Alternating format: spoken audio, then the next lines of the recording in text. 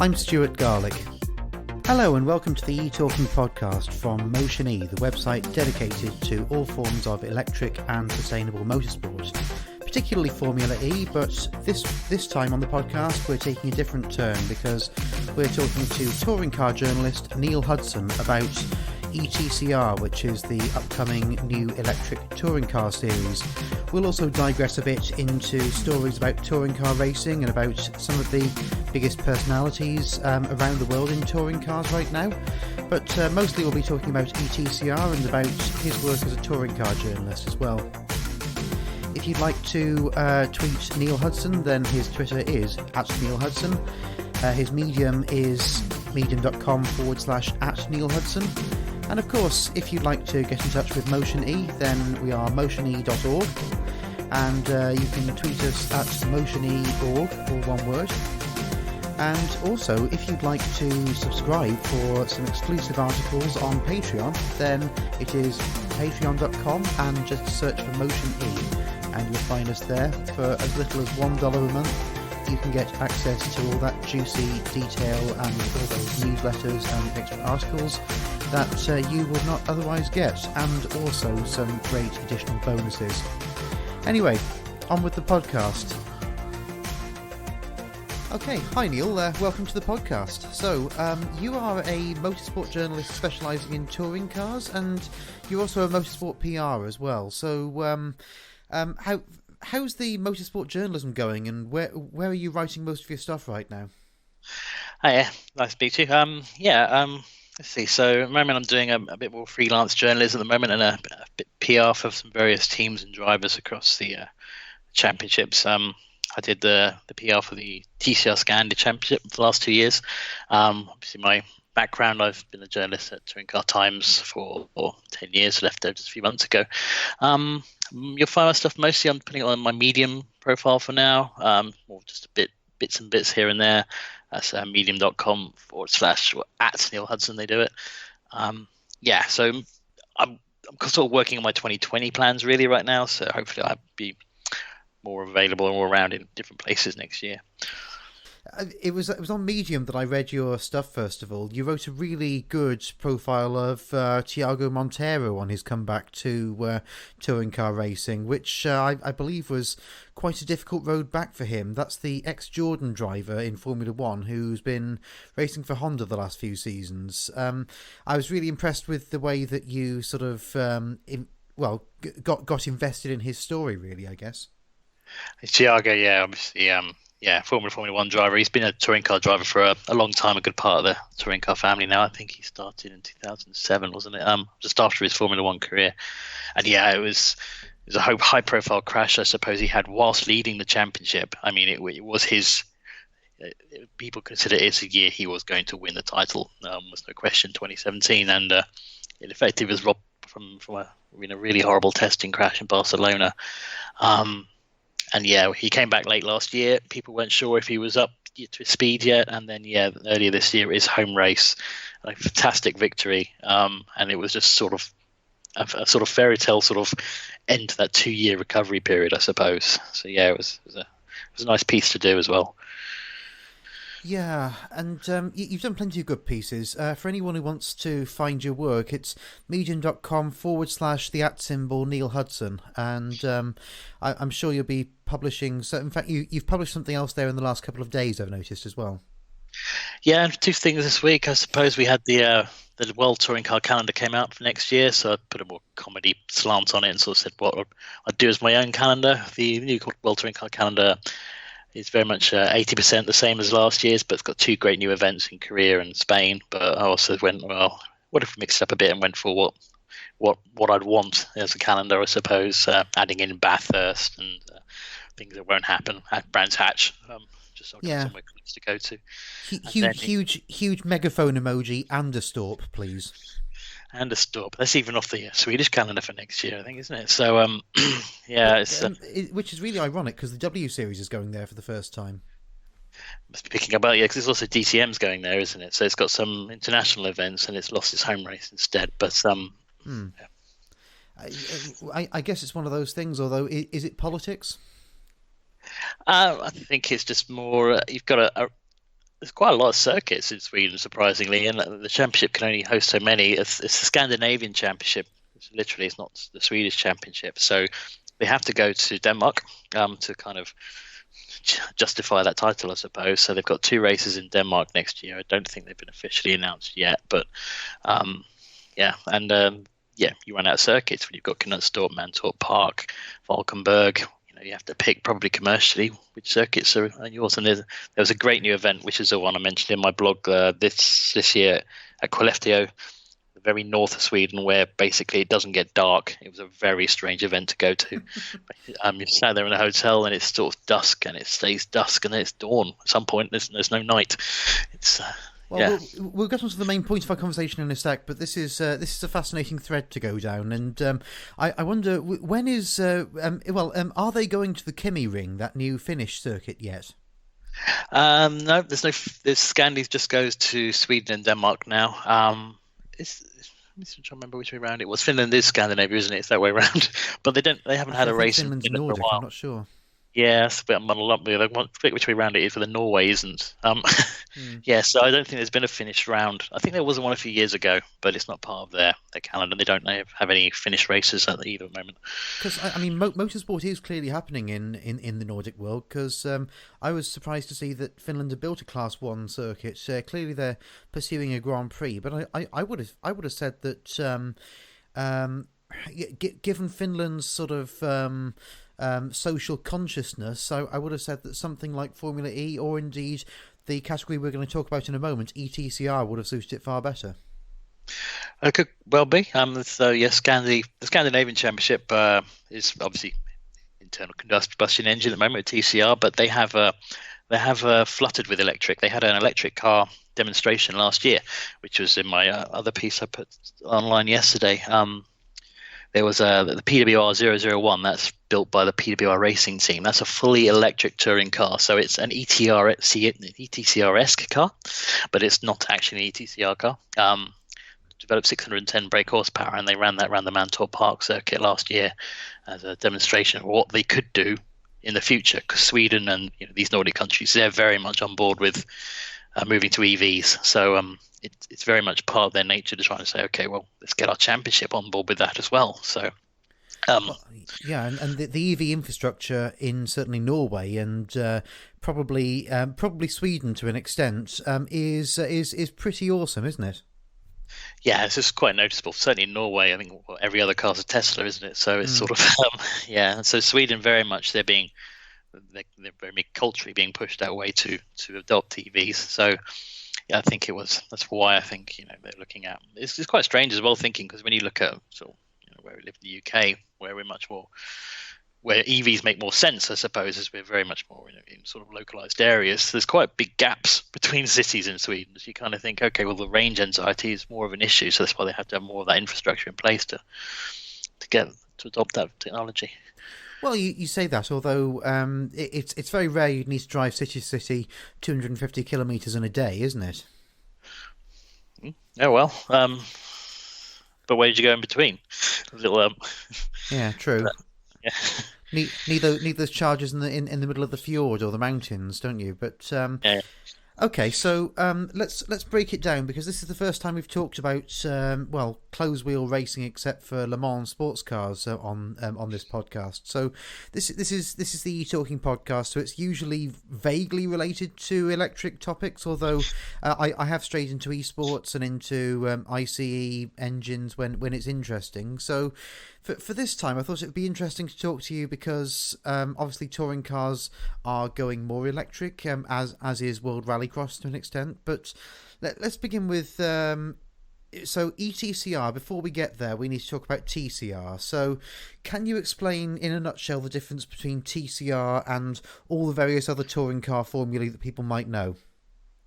Yeah, sure. So TCR obviously it's been around for 5 years, and the ETCR creator is the same entity. That's WSE Group. That's headed by Marcello Lotti, and Lotti was also effectively the instigator of the previous generation of touring cars, Super 2000, which was around for about a good 14 years. So TCR is designed to be a customer racing formula, so it's low cost, low technology, very much based on a production road car. The engines are 2-litre turbocharged engines, mostly out of the manufacturer stable. So it's it's got a Type R engine in the Honda, for example. It's got the Hyundai engine in the Hyundai. It very much, therefore, has the manufacturer core to it.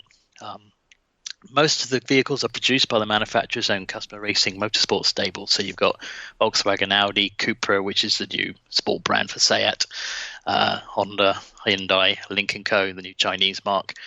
There's only one privateer, one fully privateer, that is, which is Alfa Romeo, competing in the World Championship. That is got nothing to do with Alfa Romeo. That's a fully privateer program from Romeo Ferraris. So they have a price cap, 130,000 euros is a car. So it's very cost effective as a racing platform. And within 2 years, more than 200 cars were sold. It's been probably the single most successful, it's only touring car formula, if not any kind of motorsport formula in terms of selling cars, that there has been in the last few decades, certainly. So the technology there compared to, say, British touring cars, which also was using Super 2000 for a while, but for the last 10 years, it was 2012, it was introduced what they called the next generation technology, NGTC car. They're more expensive, but they're more reusable. So they often, you'll have to get a new car, and technically, because all the core parts are the same, they use the same subframe, same gearbox, same electronics. The only effective difference between a British touring car is the chassis around it, and can be the engine, but often it can also be the same engine too. They often use a standardized engine supplier, so that makes it very reusable and swappable. You can suddenly say, okay, I don't want to have so we're seeing one team from switch from a Mercedes to an Infiniti this year, and effectively you can reuse most of the same components. So very different markets there for BTCC and TCR in terms of what they're doing, but they're both working very well. So the BTCC and TCR have taken these two different approaches, and I think it's worth asking, really, why you have these different imperatives for BTCC teams and drivers. So why, for example, would someone entering the Subaru Levorg in the BTCC prefer to have that kind of silhouette formula rather than what TCR's doing? So I suppose at a team level, you don't really have a choice with the BTCC, given the regulations are, this is it. This is their formula, I suppose. And it's part of the business model to say, look, here's our technical regulation. You have to use it. You can't bring your own car. It helps them control, and that's probably one of the key things in all motorsport, is make sure you keep all the nature of the competition level. So if you know what everyone's playing with, you're able to make sure it's fair and equal across the different formats. That's been part of the struggle, certainly in the earlier years with British touring cars. You have lots of cars with different sort of characteristics, but you go rear-wheel drive or front-wheel drive. That is allowed in British touring cars. In TCR, it's not. They're all front-wheel drive. You can't bring a rear-wheel drive car. So they've eliminated that sort of variable through regulation. British touring cars, no, you can have both, but we will apply different things, weights and things, to make sure that you don't get an unfair performance advantage. The Subaru, for example, was one that had a considered performance advantage because it's a boxer engine. So the engine is very low, gives it very low center of gravity. And that's been something that's been tinkered with, I suppose, in terms of the technical and sporting regulations to try and bring it back in, because I think the year it won the championship, there was a lot of criticism that it was perhaps unfair, but it's difficult to gauge. We come up with the right balancing in these formulas. Yeah, but so TCR very, very successful. I think you said they've sold 200 cars to various customers. That was in the first year. I think now it's approaching on 1,000. I'd say. It's been it was the Seat on their loan have sold 400 cars. I think the Cupra TCR model, and so you're getting manufacturers now who are pushing past 50 to 100 cars each. And that Cupra TCR is ubiquitous. You do see it in every single series now, don't you? Yeah, it seems to be the standard because of the amount of them there are. It seems to be the one that's quite popular for a sort of spare parts. It's more of the approachable one for most sort of endurance races as well. So it's one you see in lots of different TCR or non-TCR formula if it's just allowing you to bring in a car that you want. Whereas the perhaps the more sprint race-based championships, this TCR Focus Series, the car that's been more prevalent has been the Hyundai and the Honda. But lots of diversity in terms of the cars being entered, and also the different kinds of drivers entering, and we'll come to that as well. But so TCR next season, the various series are running, but also we've got something else coming up called ETCR, which is the all electric version of TCR. So how's that going to work? And are they just going to bang an electric powertrain in a TCR? Or I imagine it's a lot more complex than that, isn't it? It's a slightly more complex than that, yeah. So obviously, I mean, the reality is there's not going to be a lot of technology share between a TCR car and an ETCR car. It's more the type of vehicle, which effectively is a closed wheel. It's a road-based car. It's going to be the perfect opportunity for manufacturers to showcase a racing model of their E product, their electric road product, I suppose. There will be lots of standardization within these compared to, say, the TCR cars, which are, as I said, they're production cars turned into race cars, whereas these will be pretty much like Formula E and these other kind of generic formulas, more standardized. So the engines are likely to be very similar. They've already confirmed like the same kind of core electronics and gearbox providers. So actually, it's more in line with the British touring car model of having a standardized core car, and then you'll have the manufacturer effectively develop around it for what's free. One of the criticisms of Formula E was that, well, some people felt it was going perilously close to becoming a spec formula, just because of the way that for example, single motor power units have become the standard thing for this season, and so on. There are still enough differences that it's far from being a spec formula, such as the entire powertrain can be developed by the manufacturer. But it's interesting that ETCR is going down a far more standard route. Presumably that's partly for budget control reasons, but are there any other reasons for that? And is this disappointing, given that this could be a real, development lab for electric cars? Well, I think it's, again, I don't think it's too different from the Formula E. I mean, the powertrain so far is likely to be manufacturer based. They haven't really come up with full technical clarifications yet, but it's more the other parts around it, trying to give some more controls. And one of the controversies for TCR, I suppose, has been manufacturers having their own ECUs and being able to, sometimes it's been not clear as to how to get that performance balancing just right. So I think there is still that that involvement of the manufacturer bringing in obviously their car shape, their feel, the powertrain. It's the standardization of other parts around it, which are perhaps more a cost control element. Really, it's sort of, okay, well, we don't have to worry about that. Let's make that a single supply. We have to have an infrastructure, make sure we're all using the same batteries and all the same charging systems. So that's more the cost control, standardization element. And on top of that, then you've got the manufacturer twist to make sure it's all unique enough. But I think it's going to be pretty exciting when it finally gets seen, I suppose. Yeah, most of the drawings I've seen and most of the sketches I've seen have been for the Hyundai Veloster ETCR, which is a kind of a curate's egg of a car. So some people like it very much. Some people think it looks a bit like a 90s Chrysler. I'm in between the two, I would say. But are there any other models planned, and which manufacturers do you think will be supplying a model for next season? So the Hyundai Veloster, they had some nice artwork, but they do have a car as well.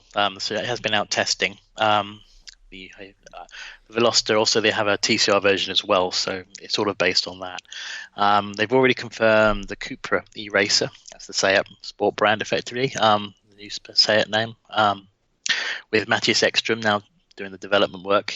Cool. He and Woody Genet was also involved. It made sense with Matthias because obviously he's fully from a rear-wheel drive sort of technological background with his DTM career. So he's certainly firmly on board developing that car now.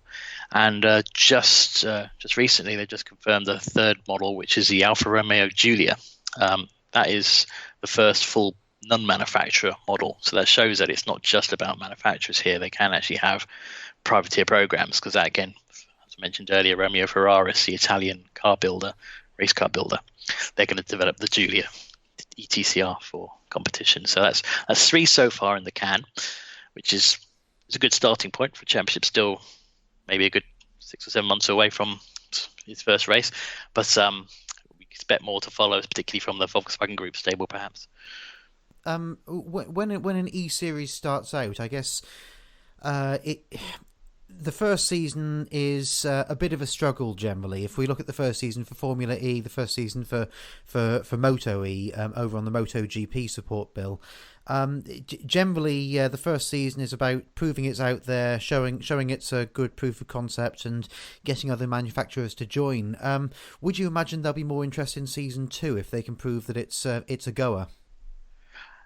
Yeah, I think that's sort of as you say, it sort of seems to be the way most sort of new categories sort of start. TCR itself was the same. The TCR model originally was based on let's say, a Leon Euro Cup car was the first true TCR car, and that first race was, you look at a grid of, okay, it's just under 20 cars, 90% of which were one model. It's just really it's not really there yet, is it? And then very, very quickly, all the other models piled in, the ones that are in development. And yeah, even if you start with 3 models, which I don't think is going to be the case at all, but it will be a matter of, okay. And I think that's sort of where they've already confirmed their plan is. I don't think the expectation really is they'll probably start with a partial season at the end of next year, sort of one in Europe and then some Asian rounds, because extend your winter by racing in Asia, because you don't get snowed out like we would in Europe, and then you can go full proper. So in season 2 in 2021. So I think they've the plan already seems to be to have a short first season as a proof of concept season, deliberately this is just what we can do, and then go in it full in 2021. Okay, super. And what is your feeling about ETCR? Do you think that with Formula E seemingly going gangbusters with the big luxury manufacturers, do you think this will be a budget manufacturer version for companies of the ilk of Hyundai, which tend to sell to shall we say less moneyed buyers than Porsche and Mercedes?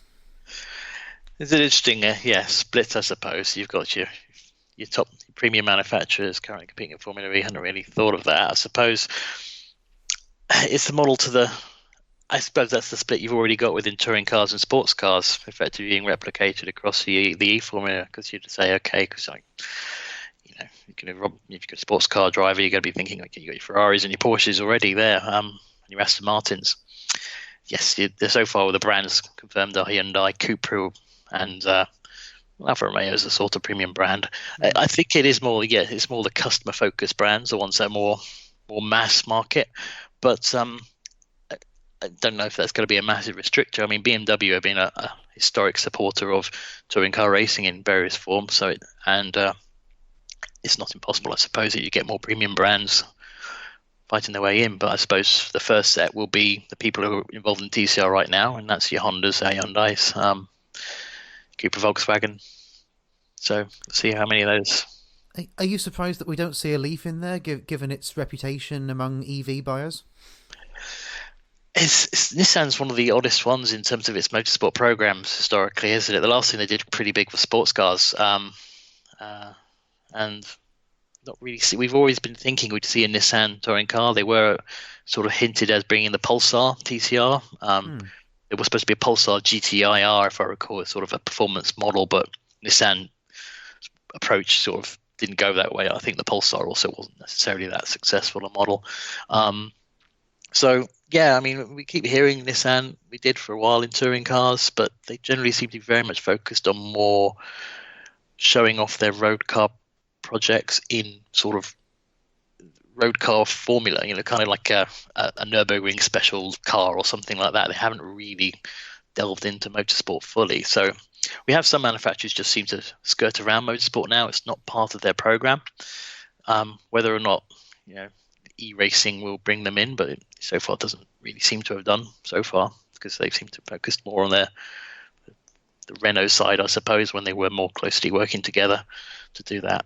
We'll see. I don't know. I also don't know if the Leaf is, when it comes to racing cars, I suppose the Leaf has not quite got the the aerodynamic look to it, I suppose. I know it's very it's narrow shape, but it's still a little hatchback. It's still a little small two-box car. It might be more interesting to see how the technical regulations develop and what kind of cars are right for ETCR. I mean, the Veloster, as you say, it's a divisive car, certainly, but it's certainly not an unsporty car, is it? It certainly says, look, I'm a weird little race car. Cupra very much are focused on being the new sporty brand, so we know their cars are going to look racy. And the Alfa Romeo, speaks for itself. So Hyundai have gone in with the Veloster. I wasn't actually aware that was available in an EV variant until I saw the drawing. But I guess they could have gone with the Kona, but that is more of a crossover. But what about the Ioniq? That's a reasonable touring car shaped car, isn't it? So that's the point you just made there. Is quite interesting. I think so far none of the ETCR cars announced have E variants. You're right. The Veloster doesn't have an E variant. You can't buy an E Veloster. Okay. The Cupra car hasn't. I mean, technically, it's based on the current Seat Leon, but that they haven't technically launched a model yet. So it's sort of that interesting point in sort of well, how come these cars are they're electric touring cars, but they're not necessarily the road going model available yet. The Alfa Romeo program being completely independent means they're just using whatever they want. They don't have to worry about Alfa Romeo wanting to promote a car. It's So it should be interesting to see. I should say the Ioniq, the Prius, all that kind of stuff would be the cars you'd be picking as your typically kind of style cars that were used for this, but they're not, are they? They're going with vehicles which are very much race cars already. Yeah. And branding them as electric vehicles. In fact, my dream racing series would be something like the iPace e-Trophy, where except with all the manufacturers, where you can just pick any EV straight off the forecourt, paint it up in your colours, and basically arrive with a racing licence and a race suit and race against the other EVs. I think that would be, people would realise that EVs can drive quickly in on a racetrack. Yeah, and I think it's sort of, if you just grabbed all the EVs, but then you'd have the balance problem you have already, which is which EVs are better in terms of being a race car, because it's not just about the car itself saying, okay, you have an electric race car, but the iPace, for example, itself is a very boxy, it's an SUV. It's SUVs, if manufacturers wanted to race SUVs, you'd have to really try and work out how to make that work right now, because SUVs are not very good race cars. They're too high. Your race car should have low ride height. Your mum's wagon should have a high ride height. So an SUV is good for the road. It's not good for racing. So the iPace itself is a bad race car, but it's okay because it's racing against other iPaces. So everyone else has got the same disadvantage. Yeah. But if you went and said, okay, I want an iPace versus a Veloster ETCR, let's say, it's like, well, there's a lot of balancing needed to be done there. And when you're already starting with a heavy car that's already putting quite a load, I think I was speaking to Sergio Jimenez a few months ago, and I gather that they're like 2,000 kilos or something, the iPace, which is, when you think a typical touring car is around, the 1265 kilo is the current TCR car. That's a pretty significant amount of weight to be forcing the car to drag around a circuit. So you've already got a limitation as to what balancing measures you could do if you've got really heavy cars like that. So yeah, Sergio Jimenez did a fantastic job to win the iPace e-Trophy last season, and luckily for the e-Trophy, he's back again this season. Team Rahal unfortunately wasn't there in Diriyah. I'm not sure of their long-term situation, but have you been following the iPace e-Trophy? Do you have any strong opinions on it either way? I've been loosely following it. I didn't see the first round of the new season. So I think as a tin top formula, it's great to see. Again, this is the point, I suppose. Cars that you can sort of buy or see and go, okay, there's one racing. So I think it's a fantastic concept and a great idea to be the support category for Formula E. I think I'd say that there are quite a lot of challenges with such big cars, and the racing, I suppose, is tricky when you get to those tight street circuits, which Formula E race on. At least a Formula E car's got half the chance of overtaking. I think with iPace cars, they're sort of very, the size of them makes it very tricky for those kinds of races to be as dynamic. Touring car historically are, when you go to street races, they're amazing challenges for drivers, but they're not necessarily the best example of touring car races, because touring car races are more about that contact and overtaking, which is what you sometimes, people who turn to touring cars after usually get bored of Formula One or something. Go, well, I'm bored of Formula One. What's going on? No one ever passes. Come watch touring cars. That's where they overtake. And immediately, I suppose, with a street circuit and a large car, you've kind of taken that edge off. I suppose that makes touring cars more exciting. But certainly drivers such as Sergio Jimenez, I mean, he was in Brazilian stock cars beforehand, a bit like Caca Bueno, his teammate, and they've just come over and done a fantastic job against largely European and Middle Eastern opposition, and it's great to see. Do you think there's a certain kind of driver that just functions well in any closed wheel car, regardless of the situation? So, do you think Jimenez, along with perhaps you mentioned Jordi Genet, are these people who are all rounders who would be good in any kind of closed wheel vehicle?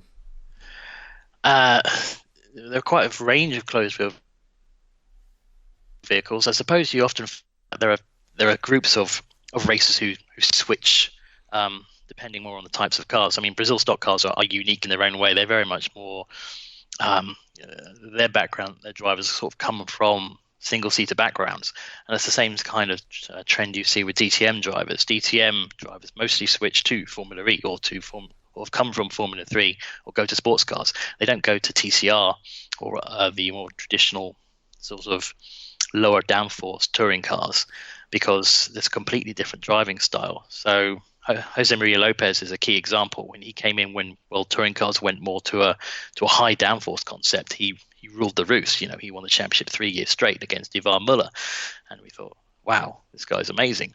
But then go back to a low downforce formula, and Ivan Muller is now back up, lost the championship by 3 points last year, and is to Gabriele Tarquini, and this year again he's on target, perhaps win a fifth world title. It's you can often see, across closed wheel racing, you have lots of different subcategories which kind of keep drivers in different pots, I suppose. And I think this is something that's perhaps unusual to followers of single-seater racing who then look at the touring cars. Not so much in DTM, because that seems to be increasingly a young person's formula. Drivers like Robin Freins, who are also in Formula E, and I was surprised to see Matthias Ekstrom leave it so relatively early in his career, but still. On the other hand, TCR, BTCC. You've still got drivers there or thereabouts at the front, like Jason Plato and Matt Neal in the BTCC, like Gabriele Tarquini and Ivan Muller in TCR. Why do you think that is, and why generally do you think, shall we say, older drivers are, able to run at the front more consistently in those formulae?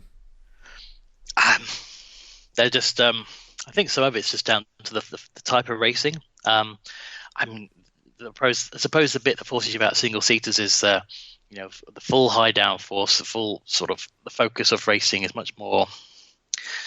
I don't know. I think with touring cars, it's generally more about your craft in the race car and being able to just race and find a way through. It's less about that absolute perfect lap. Obviously, it's still a key point, but it's sort of it's that kind of that way to get through each race, to know the spots, to be able to pick on any errors or mistakes. It's the experience that mostly makes it, I suppose, for that generation of driver. And that's why, as you say, you listed off. Gabriele Tarquini, he's last year's champion. We were looking a couple of years ago and thinking, was Tarquini? He had just a bad year once, I suppose. It was like, well, is this it? Has he lost his edge? The next year he's re-signed by another team and still wins races. He then gets picked to develop the Hyundai, and he's also a top development driver. It may not necessarily be that fastest ultimate lap time. Sometimes these drivers win championships with very few pole positions, but they still fight their way through the field. They keep scoring the points, and they know how to get the right pace out of the car. So so you've got your Tarquinis, your Neils, your Platos, your Mullers are all past 50, and then you've got like Andy Priaulx returning this year, the 3-time world champion. He's 45 years old. He just won the Macau Grand Prix. It's sort of Thiago's now in his early 40s. So and again, he was one that came from that single-seater background. One of the few that came to touring cars and adapted, and then was doing really well in that new sort of high downforce era, the TC1 era. So I think it's that makes a difference. Yeah. But Gabriele Tarquini, he's not just in his 50s. I think he is actually close to his 60s now, isn't he? As 57, I believe. 57, yes. Yeah. So extraordinary and lovely to see as well, because it's good. It's good to have that mental connection with eras of racing when maybe some of us, like me, started watching it. Tarquini, when I started watching Formula One, was with AGS, and then he went off, of course, to drive for Alfa Romeo in the 90s in BTCC, and I think he was in DTM for a while, but. Fantastic driver, and good to see him. On Ivan Muller. Obviously, he's a name that most people remember from the Vauxhall years in the BTCC, and so on. But he's an example of how you've now got family members driving along with fathers or uncles. So, can you explain the situation that I think you wrote about, where Muller and his nephew and Andy Priaulx are in the same stable now? Yeah. So. Yeah, we don't have a lot of generational drivers in touring cars, but we do have it here in with the Muller situation. So Ivan Muller, his nephew Jan Erlache, because his sister's son, so he's got a married name there, is driving for the Lincoln Co. Cyan Racing team. So Lincoln Co. is a new Chinese motor manufacturer, so it's not available in Europe. So you've not seen one, you've not missed one. Yes, and he's come on very quickly. I mean, he's already in his third season, I suppose, of competition in touring cars. He came in with the Lada program as a privateer 2 years ago, got snapped up by Honda straight away, and then got stolen by Lincoln Co. in year 2 to race alongside his uncle in that same team. So it's a fantastic story. I mean, Jan is already a race winner several times over, and they say certainly could be a future champion. And I suppose also there's that bit where you look, we talk about, and everyone remembers the Ivan Mullers and the Gabriele Tarquinis. When you kind of turn on touring cars, it's great to turn it on and still say, oh, those names are still there. Or what race I was watching 20, even 30 years ago. But you do have this new young generation as well. You do have Jan, you do have a fantastic rookie this year, Mikel Azcona, who's he was only just recently ruled out championship contention. You have a good spread of drivers in all sort of the decades. It's just, I suppose, like other formula, when you go 20s, 30s, and you kind of stop and peter out in your 40s, you still got touring car drivers carrying on in their 50s. So, yeah, it's fantastic. And you would say the TCR field is going to be just as well populated and just exciting next season in the WTCR? Yes, certainly. World Touring Car Cup is it's moving into its third year next year. It's sort of extended its agreement with the promoter and the FIA for another 3 years. So it's definitely going from strength to strength. This year has been a particularly, I mean, they called it, I can't remember the term they were using at the beginning of the year, but it basically is the super grid, I think, because it's the first time, I suppose, in a good while it's been basically a full professional grid. No driver is a paid driver. Every driver, even though it's customer racing, which means every team has to be a privateer team, has to be not a manufacturer entry, all the drivers are manufacturer backed. So they bring and say, right, you will race our driver, and then you have a fully pro grid. It's been pretty exceptional. So next year, it might not be quite the same level, because I think there's that point where for example, we already heard the Volkswagen are withdrawing and focusing on electrification. So when you lose a few, you can't necessarily keep the same level, but that helps bring in the privateers as well, which gives you something to aspire to, because having privateers and your manufacturers is often a good thing. It gives you a bit more of a balance, a bit of a mix. And so I expect there will be fewer manufacturer drivers next year, but it should still be a pretty quality grid. And privateers brings me to one of the last topics I want to talk about, which is Lynk & Co, this new manufacturer, have come in for this season and done incredibly well, but their cars look incredibly attractive as well. They sort of remind a certain kind of person of those Leighton House marches with the way they're coloured. But Scion Racing is officially a privateer team, even though it's the only team that's allowed to run Lynk & Co's. Is that right? Yes, there is that factor, I suppose. So Scion Racing is a privateer function. It was formerly known as before Polestar Racing, as part of the Polestar Group, which was a sub brand of Volvo. But the racing team was sold off. It's more precisely, I think it was more the performance brand was sold to Volvo, and then the racing team was split off from Polestar. So that became its own race team. So effectively, it's very sort of, and you'll find a lot of these race teams in World Touring Cars. BRC Racing Team, which is Hyundai's race team, is very closely linked with the manufacturer. They sort of have a tie-in where basically BRC don't run any other brand, so you kind of get that kind of synergy a lot. But yes, Scion Racing are the only team running the Lynk & Co.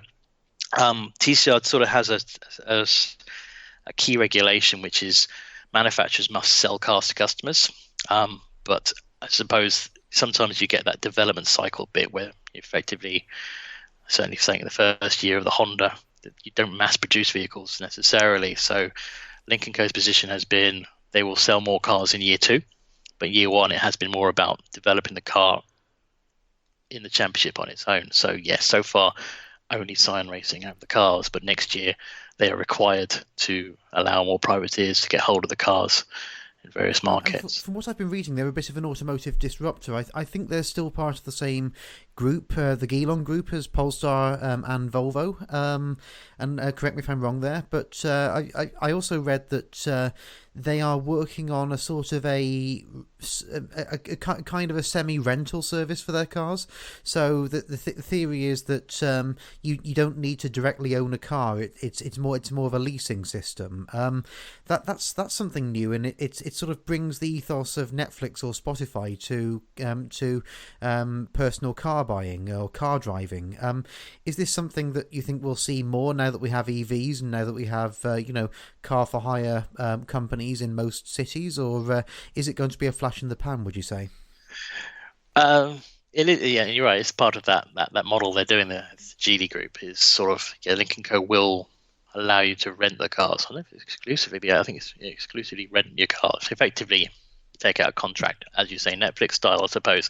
And that's sort of the way I guess we're all going, isn't it? Everything now is more about, rather just pay a fixed fee for everything, for your Adobe licenses or whatever, rather than actually buying it outright and then worrying about reselling it back later. It'll be interesting to see how it works and if anyone else jumps on the same thing. I think I've heard other manufacturers talk about doing the same thing, and obviously Lynk & Co have the other challenge of basically being a brand that has to build itself up if it's going to sell elsewhere. I know I think our next focus is America, if I recall, and Europe is later down the line. But by then, should that model be working, it won't be just them doing it, will it? So it will be everyone else will sort of jump onto the same model if it's a successful thing. I think it's, don't know which really way you'd want to own a car. Would you want to buy a car? I mean, effectively, you kind of do the same with the ways you buy a car these days anyway, with financial arrangements, isn't it? You are leasing, or you are personal contract purchases of cars. It's effectively the same model, just being, instead of doing it for a finance company, you're effectively bringing it into the manufacturer. So you're actually spending the money with the car manufacturer. They get the money. Yeah, which saves you the massive loan from the bank, really, doesn't it? Yeah.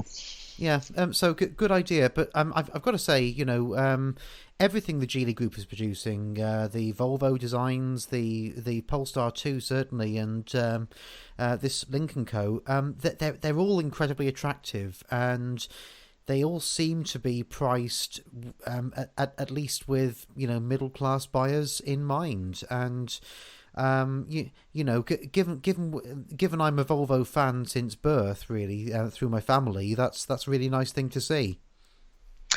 Yeah, they've got a really nice range. The Polestar obviously was a very interesting change of obviously they came into touring cars promoting what was effectively Polestar's early days, were sort of more of a retuning kind of for existing Volvo models, but now it's swung completely into producing EVs, the Polestar 1, 2 models. So whether or not that's sort of what might be an ETCR car, that'd be something. Be nice, wouldn't it? The Lynk & Co is very much more is China. So EVs aren't so much a key priority of the Chinese market. Hybrids are probably more what's going to be their next thing once they move on from ICEs, which might be. Well, I don't know. I mean, I mean, certainly things like Neo are big business over there. Yeah, but I think my understanding of the Chinese market is it's sort of much due to the sort of condensed nature of how the population live. It's sort of it's very difficult really to have a charging infrastructure for people basically live in flats. There's no these sort of massive metropolitan areas that the Chinese live in. It would make it a bit trickier for EVs to work. So I think hybrids is more what I believe is their PHEVs will be more their kind of approach, I think. ETCR has been a bit quiet. Now we talked a bit about the marketing side offline, but can you explain a bit about what's going on in the background with ETCR, and also what does this tell us about how difficult it is to start an electric racing series in this day and age? Yeah, so ETCR, I suppose, I mean, all the announcements so far are small bits about sort of the various commercial partners, but I think what we're kind of missing so far, there's a key announcement back in the summer, which was that ETCR is going to be working with Eurosport Events, who are the promoter of the World Touring Car Cup, which means that you've basically got this partnership in place again between WSC, who promote TCR, and Eurosport Events, who effectively promote the racing series itself. So I believe that bit isn't finalised yet. There's still sort of negotiations going on in terms of how that relationship will be, and also how it will work as an FIA championship, if it will be one. Because the letter of intent, when they said this, when they won't talk about anything else after that, they just said this announcement, and then it went quiet effectively, was that the plan was for Eurosport and WSC to work together, and also trying to get this to be an FIA category effectively. So that could lead to it being, I suppose the wildest ambition would be for it to be an FIA electric touring car championship. But until those things are worked through, that's why I suppose the flow of news is a bit tricky, because until that program is in place and all those who's doing what and who's doing the media and all that's worked out, there's not much flow through of news apart from the technical. And I suppose as a Formula E person, I'm spoilt by the amount of information I'm being given. I mean, there's hundreds of videos of old races on YouTube. Every team has a press contact, and the championship does if you need something off the FIA as well. It seems a little bit like every other electric series is really struggling with getting the right marketing out there. I was looking up Moto E earlier, and they've basically published 3 articles on their website, and one of them is a calendar announcement from March 2019. So it seems like they're all struggling a bit. So is it chicken or egg, basically? Do electric championships need to do better marketing, or do they not do so good marketing because they can't talk about stuff yet? Well, I suppose you're talking about, I mean, once Formula E is going, then it's got the materials it's supposed to play with. But once until you've got the championship on its feet and it's actually running and you've got a product to showcase, it's tricky to have anything to sort of to talk about, I suppose. I mean, and I think there's a lot of long tail sort of promotion for these E-Series. I mean, ETCR was announced just well over a year ago now, in fact. You've got Extreme E, which is that sort of rally raid electric one coming up as well, which is from the same guy from Alejandro Agag who came up with Formula E, wasn't it? That's like, okay, when's that? 2021. So, wow, that's ages away. But there's like this. I suppose it's that bit of building towards that day, but in the end, the amount of marketing is key. But the most important thing is when you get that championship running, it has to be working on that first day, because the championship will fail if that first race is a load of rubbish. It won't matter if you spend all the money on marketing and you end up and the product's no good. So I think their focus is very much on product. When you look at WSC, that's what they're very good at. TCR is sort of like, this is what we think it should be. They split effectively. The owner of WSC split off from effectively Eurosport to say, no, this is what I think we should do. And Eurosport went, no, this is what we think we should do. And the Eurosport one was too high cost. Effectively, it nearly killed the World Touring Car Championship in just 3 years. Whereas the TCR formula has just been so successful. Kind of says, okay, well, he must have got that bit right then. But then the bit he doesn't do so strongly is the promotion and the marketing. And if that Eurosport's bit is to do that, then I think that's why you're seeing that disconnect at the moment, because we need to see what everyone's doing when they package it all together. Okay. But you've still got high hopes for ETCR, I guess. Yeah, I think it's well, I mean, reality is that manufacturers are the things that kind of bring a key buzz to most of these motorsport categories, I suppose. And when you look at, even though TCR was supposed to be a customer racing formula, it's the manufacturer interest, certainly in the last few years, that really kind of, bringing in the top pro drivers have made it really work. And you know that electric racing is where the manufacturers are. Effectively, we see announcements every few months from a manufacturer saying, okay, we're giving up on combustion engine racing now, we're just going to do e-racing. So when that happens, it's like effectively we're watching a formula switch from one type of racing to another, and all the manufacturers are going to be e-racing. So that's where the pinnacle of the technology and the professional drivers will be in the future. So ETCR will be effectively, I mean, even when they say, maybe if like I said earlier, if you call it an FIA Electric World Touring Car Championship, I think if you can drop the word electric. Eventually, it's not a matter of calling everything what the powertrain is. It will just be, this is the World Touring Car Championship. This is what it is now. It has electric engines, but same way World Rally Championships decided to go electric. It'll just be the E bit drop out, and that'll be for computer game racing. Yeah, exactly. And World Rallycross plans to go electric as well, I think.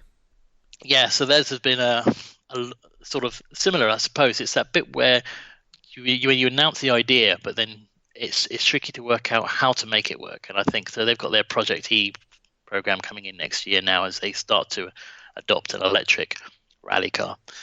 So they haven't been doing anything electric as yet. And I know they kind of, some manufacturers pulled out because they weren't sure of the direction, but I think they now have a focus and an idea as to what to do.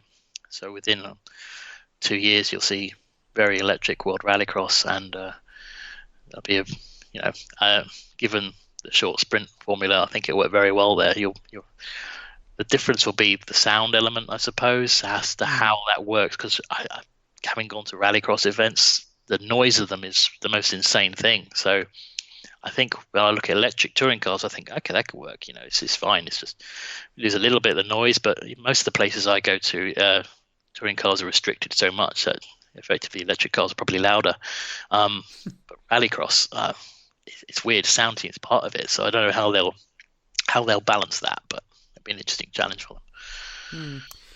You've obviously done marketing for a touring car series in particular, and I just wonder, without going into specifics, which you can't, obviously, I don't think anyone is under any illusions that it's easy to launch and promote a series, or indeed to promote an existing one. But what are the main challenges? Because surely it's easy to get eyeballs on a new series, but perhaps I'm wrong there. I mean, how do you get people interested in a new series in the first place, and how do you sustain that interest when people aren't seeing cars on a track for a while?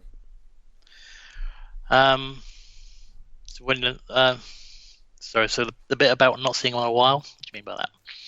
Well, I mean, for example, the Formula E season is now out of the way for a few weeks, but the summer break feels like a very long one when you're trying to find content on Formula E. So I imagine that for a series that isn't running yet, obviously the wait feels even longer. But for a series like yours, which is very much up and running and thriving, is it still difficult to keep interest between seasons?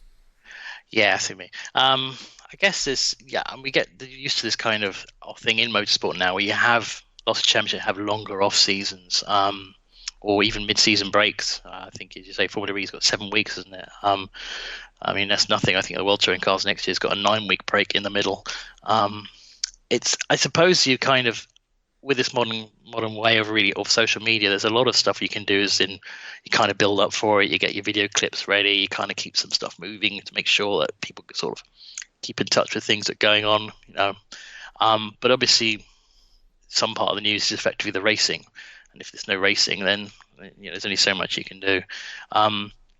Launching a series from scratch, I suppose, is just a very different question. I suppose it's sort of like, okay, you can promote it and you can do lots of bits, and you see, like, I think the Extreme E already doing lots of little kind of clips about how the championship's going to be, and interviews with the drivers and what the environmental focus is. And it's a lot more focusing on why they're doing it, less, I suppose, on what it is, because that bit, I suppose, is still in development. And I suppose ETCR is sort of in the same point. There's no calendar announcement yet. I mean, apart from the fact we kind of have a rough idea where they'll probably go, but whether it's going to be very city-based or circuit-based, because that's a massive change in itself, because electric racing is very good in cities because you've got the infrastructure there. Circuits is a massive challenge, and we don't have a lot of e-racing in circuits yet. So it's about, okay, here's why we're doing it, here is the technology coming in, but yeah, you've got no archive footage of an electric touring car race, so there's nothing really apart from the car going around the track. And so it's going to be entirely following the WTCR tracks. So it's going to be on quote unquote proper wide racing circuits. That is going to be a challenge for electric cars, isn't it? So the understanding is that's sort of the plan, to at least go circuits, but there could be a balance of streets and circuits, because World Touring Cars itself, they have 3 street races in the calendar, so you kind of end up with a mix already, because Macau, Morocco, and Villarreal in Portugal, those rounds are all right in the city. So I think if you've got that balance, the circuit thing is definitely going to be a differentiator, because you're used to seeing touring cars that, this comes to the point I said earlier, if you just do street races, you will have a restriction, because street races are great for audiences, and sometimes you can get some good touring car races out of it, but usually it's more difficult to see the passing, I suppose, from a touring car at a street circuit as you would on a longer circuit. So I think it's building up to how you're going to launch a championship is tricky, but I think most of it is, again, when you get that first race of material, that's the key bit when you want to promote it. You go, okay, I've got the footage now, I've got the cars racing. Day one is have all your cameras pointing at all the cars, and get all the excitement coming out of that first race where you can, because that's basically the material you'll be using to promote throughout the rest of the season. So you have to have a fantastic first event, I suppose. And TCR is a great example of a very slow build. It wasn't. They jumped onto the Formula One circus to start with, so their first race was actually a Formula One support race. So immediately they've got a crowd of eyes, people seeing them race right in front of you. But their events, I went to racetracks where there was no crowd effectively at some tracks, definitely in the first year. It was a slow build to get the fans interested and involved. And I think with a new championship, it's a massive challenge to sort of suddenly get that crowd in straight away. And manufacturer interest and promotion is key. TCR didn't have that; it was a custom program. But ETCR will have a different ethos by being more manufacturer focused. So that should help certainly. Okay, great. Thank you for explaining the world of ETCR to us, and looking forward to next season. And I guess your work never stops. You're probably already focusing on the next season of TCR yourself, aren't you? Yeah, well, it's not even finished yet. We've still got the season finales next week in Sepang. So the FIA Gala takes place before we even crown the champion. Okay, it's that long a season now. I think we've worked out our mid-season's longer than our off-season. Yeah, that's actually true in that case. Well, in that case, enjoy the final race, and enjoy your holiday as well, Neil. Thank you. Thank you for listening to the eTalking podcast. I've been Stuart Garlick, and my website is motione.org. If you'd like to write to us on Twitter, then you can do. It is @motione.org. Thank you. Goodbye.